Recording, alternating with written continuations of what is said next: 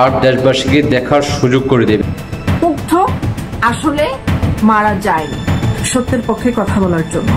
এবং আজকে যে তথ্যটি দিব সেটি আপনাদের বা আমাদের গ্রহণ করতে আবেগে বাধা দিবে। এটাও কি হতে পারে? এটাও কি সম্ভব? আসলে ম্যাটিকুলাস প্ল্যান মানে হচ্ছে যে একটা সিনেমা যেরকম তৈরি করার আগে প্রতিটি পর্ব কেমন হবে, কিভাবে হবে, কে কিভাবে কাজ করবে, কি অ্যাঙ্গেল থেকে কে ক্যামেরা ধরবে, কোন পজিশন থেকে তার কার দায়িত্ব থাকবে, সমস্ত কিছুকে লাইট ধরবে, সবকিছু কিন্তু ঠিক করা থাকে এবং পরবর্তী সময় একটি স্পটে যে সেটা বাস্তবায়ন করা হয় সকলের সম্মিলিত প্রচেষ্টা। তেমন একটি প্রচেষ্টা যেমন আবু সাইদকে নিয়ে জলঘোলা করা হয়েছিল, বিভিন্ন নাটকীয় গল্প সাজিয়েছিল, অথচ তার পরবর্তী সময় প্রমাণিত হয়েছে যে আবু সাইদের মৃত্যুটাও ছিল একটি মেটিকুলাস প্ল্যানের অংশ এবং টার্নিং পয়েন্টের অংশ। এখন আমরা কি দেখতে পাচ্ছি, মানে 100 দিন পার হওয়ার পর প্রায় 13 জনের মতো শহীদ হয়ে যাওয়া ব্যক্তিগণ আবার জীবিত হয়ে ফেরত আসছে। পুলিশের ভ্যানের মধ্যে যে পুলিশ পোড়ানো হয়েছিল সেটাকে বলা হয়েছিল যে ছাত্রদেরকে পোড়ানো হয়েছে, সেটা ছিল আরেকটা গুজব। আরেকজন লোক সে রুহুল আমিন, তার কবর থেকে লাশ তোলা হয়েছে, মানে ছাত্র, সে তার গলায় রুটি আটকে সে মারা গেছে, বলা হয়েছে সে এই জুলাই আন্দোলনে শহীদ হয়েছে।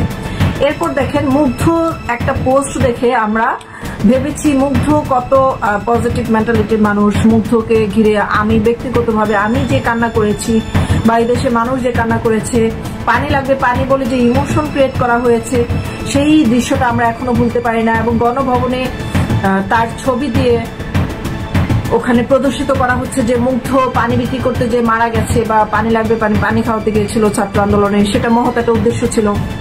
এখন দেখেন আমরা কি দেখতে পাচ্ছি, বাস্তবতা দেখতে পাচ্ছি যে মুগ্ধর একটা সিনেমার স্টাইলে দেখানো হয়েছে, তার মাথায় একটা রক্তাক্ত আঘাত, কিন্তু সে যখন তার রাস্তায় যখন তার কপালের পাশ দিয়ে গুলিটা যায় তখন তার কপালে কোনো রক্ত আমরা দেখতে পেলে, সে সাথে সাথে হাত দিয়ে ভেবে ধরে ফেলে। সিনেমার মতো যেরকম অ্যাকশন বললে অ্যাকশন করে, সাথে সাথে একটা অ্যাক্টিং করে, সেরকম করে সে পড়ে গেছে, কিন্তু আমরা কিন্তু সেই সময় তার কোনো রক্তপাত দেখতে পাই না। এবং তার আশেপাশে তার সাথে যে বন্ধু ছিল সেও বলছে আমি তো তার পাশে বসা ছিলাম, আশেপাশে কোনো পুলিশও ছিল না, তাহলে গুলিটা করলো কি? এরপর দেখে তার একটা মেডিকেলে দেখানো হয়েছে, সে তার একটা শুয়ে থাকা একটা ডেড বডি, কিন্তু তারপরে যখন তাকে কবর দেওয়া হলো, তার কবর ডক্টর ইউনূস কেন ঢাকার ভিতরে কবর দেওয়া হয়েছে, তাকে কেন জিয়ারত করতে যায়নি, আবু সাইদারটাই কেন জিয়ারত করতে গেল? এবং তার কবরে আজকে পর্যন্ত সার্জিস আলম বলেন, হাসনাত বলেন, সমন্বয়কদের হান্নান বলেন, কেউ কিন্তু তার কবরে যে জিয়ারত করে নাই। ইভেন তার পরিবারের যে তার মা, শুধু ভাইকে দেখি, তার পরিবারের আপনজন যে তার মা এবং বাবা, তাদেরকে সেরকম ভাবে মিডিয়াতে আমরা দেখি না। বা তার ভাইও যখন মিডিয়াতে এসে সার্টিফিকেট দেখায়, কিন্তু তার যে ডেথ সার্টিফিকেট কিন্তু টাকা দিলেই বানানো যায়। তারপরে হচ্ছে মেডিকেল সার্টিফিকেট দেখাচ্ছে, তার আইডি কার্ড দেখাচ্ছে রক্ত মাখা, এগুলো তো মুরগি জবাই করেও রক্ত লাগানো যায়, এগুলা উপযুক্ত কোনো প্রমাণ না। এখন দেখেন মানুষের সন্দেহ থেকে সৃষ্টি হয়েছে যে আসলে মুগ্ধটা কোথায়। আমরা যখন স্নিগ্ধ নামের একজনকে দেখি সার্জিস আলমের সাথে অন্য শহীদের এক বাচ্চা কোলে নিয়ে দাঁড়িয়ে আছে, বা সেখানে সে তার পাশাপাশি তার কাজে, মানে যাকে দায়িত্ব দেওয়া হয়েছে শহীদ পরিবারদেরকে ফান্ডিং করার জন্য, তার চেহারা হুবহু মুগ্ধর মতো এবং তার নাম স্নিগ্ধ হিসাবে প্রচার করা হচ্ছে। এবং জনগণও বলতেছে যে সে, মানে সাধারণ পাবলিক বলতেছে সেই মুগ্ধ এবং সে স্নিগ্ধ না। আবার কেউ বলতেছে যে না, তারা দুই ভাই, তাদের ছোটবেলার ছবি আছে। আচ্ছা, সিনেমায় কি জমজ সিনেমা করা হয় না, পাশাপাশি দুইজনকে দেখানো হয় না? আমরা কি তখন তাদের যে মানে ক্যামেরার কারসাজি এগুলো কি আমরা ধরতে পারি?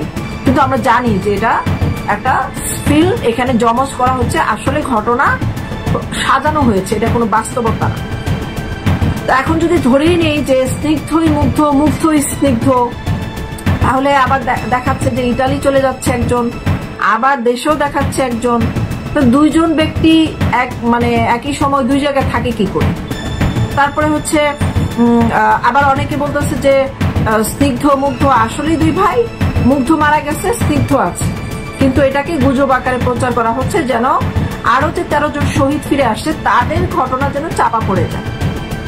তারপরে আবার দেখেন আরো নতুন ঘটনার মোড় নিয়েছে যে ইন্টেলিজেন্স রিপোর্ট আসছে মুগ্ধ আসলে মারা যায়নি।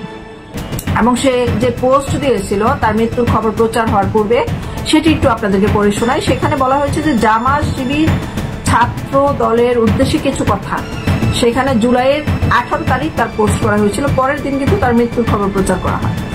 ছাত্র আন্দোলনে ঢুকে ছাত্র আন্দোলনটাকে রাজনৈতিক দলের আন্দোলন বানাবেন না।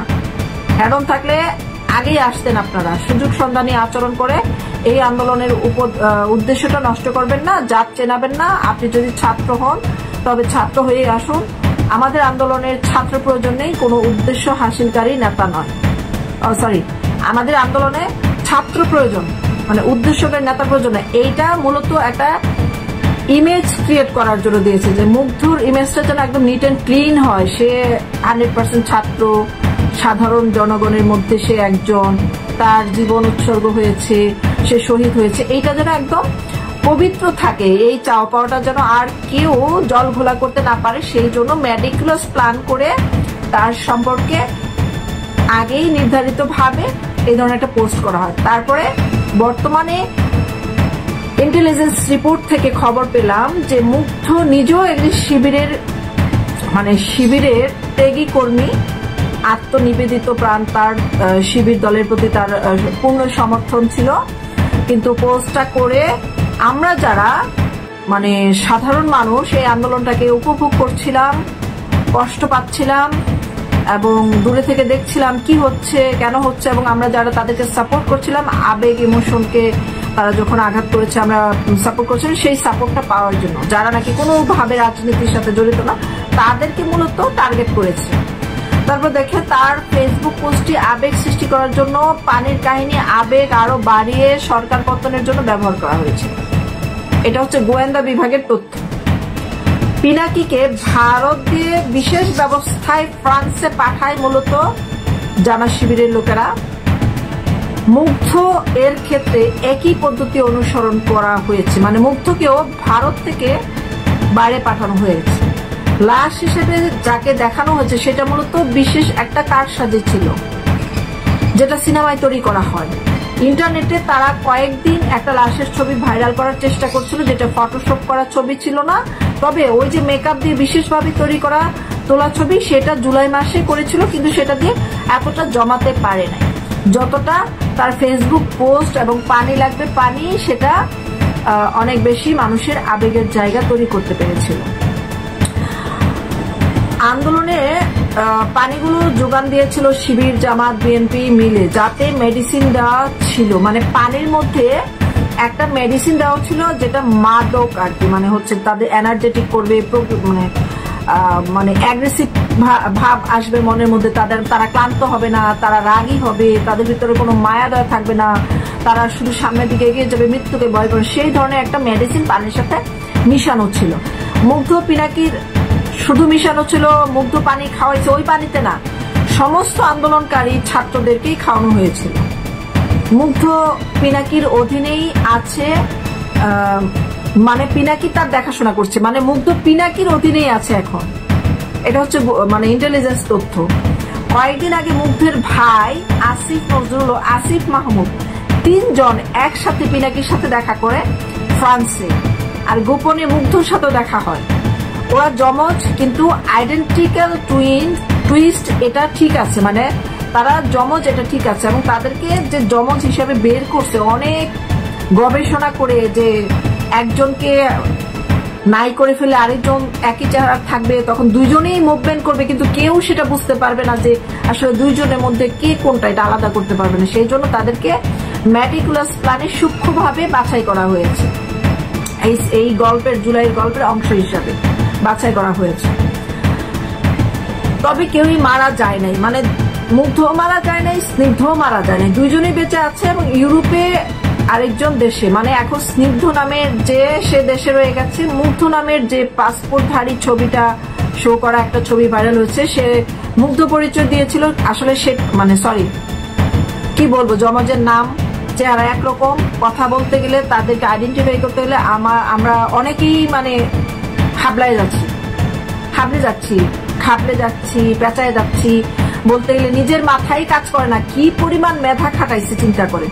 পাসপোর্টধারী ছবিটা যে দেখাইছিল সেটা আসলে আমরা মুগ্ধকে মনে করছি যে মুগ্ধ ইটালি চলে গেছে বা ইউরোপে চলে গেছে, সেটাই আসলে আমি বারবার ওইটাকে মুগ্ধ বলতেছি। ওইটা আসলে স্নিগ্ধ ছিল, মুগ্ধ ছিল না।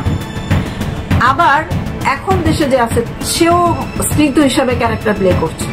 তাহলে এই যে ইউরোপে চলে গেল সে কে? তাহলে একজন বিদেশে আছে, আরেকজন এই বাংলাদেশে আছে, দুইজনে দুই জায়গায় অবস্থান করছে। খুব সম্প্রতি মুগ্ধকে ফ্রান্স থেকে ইউরোপের অন্য একটি স্থানে স্থানান্তরিত করার কাজ শুরু করেছে তারা, কারণ মুগ্ধর আবেগ শেষ হয়ে গিয়েছে। আর প্রায় অনেকেই তার মৃত্যু নিয়ে প্রশ্ন তুলছে। তাকে ফ্রান্স বা ইউরোপের একটি জায়গায় ওই পিনাকির জায়গা থেকে তাকে সরিয়ে ফেলা হয়েছে। তবে এর মধ্যে মুগ্ধর যে পরিবার তারা কিন্তু বিশালভাবে লাভবান হয়েছে। একদিকে জামাতের বিশাল ফান্ড পেয়েছে, অন্যদিকে দুই ছেলেরই জীবনের গতি ঠিক হয়ে গেছে। ইদানিং তারা মুগ্ধর কবর দেখানো শুরু করলেও বিষয়টি সত্যি যে মুগ্ধ নামের একটি চরিত্র আর তাকে ঘিরে আবেগঘন কাহিনী সৃষ্টি করে সরকার পতনের ব্যবস্থা করা হয়েছিল গরম মশলার মতো কেবল। বাস্তবে মুগ্ধ যে ফিনান্সিং করতো, যে এখন বহাল তবিয়তে ইউরোপে আছে, তার কাছে এত টাকা আছে যে তার আর দেশে আসতে হবে না। জনগণের আবেগ নিয়ে খেলা করা বিএনপি জামাত জঙ্গি ছাত্র সমন্বয়ক ইসলামী উগ্রবাদী দল আরো ইউনুস গংদের বহু পুরনো কৌশল। এই তথ্যটা আমি ইন্টেলিজেন্স রিপোর্ট থেকে পেয়েছি, এটা আমার ব্যক্তিগত বানানো না, এটা হচ্ছে গোয়েন্দা সংস্থার রিপোর্ট। এটা সোশ্যাল মিডিয়াতে পাবলিক হয়েছে এবং ভাইরালও হয়ে গেছে। কিন্তু কথা হলো মুগ্ধর মা বাবা কোথায়? মুগ্ধর কবরে কেউ গিয়ে জিয়ারত করে না কেন? বা ওইটা যে মুগ্ধর কবর সেই পরীক্ষা কিভাবে হবে? আজ না হয় কাল সেই কবরে লাশ আছে কিনা সেটা যাচাই করা হলে দেখা যাবে লাশ থাকতে পারে, সেটা অন্য কারো হতে পারে। আর যদি মুগ্ধ লাশও থাকে তার সাথে ডিএনএ টেস্ট করলে তো মিলে যাবে। এখন এটা করবেটা কি? এই সরকার কি কোনোভাবে চাইবে যে এটা প্রমাণ হয়ে যাক যে এটা মুগ্ধর কবর না বা মুগ্ধ মারা যায়নি? প্রমাণ করলে তো তাদের সমস্ত সাজানো নাটক ভেঙে তাসের ঘরের মতো চুরমার হয়ে যাবে। তা আপনারাই বিবেচনা করুন।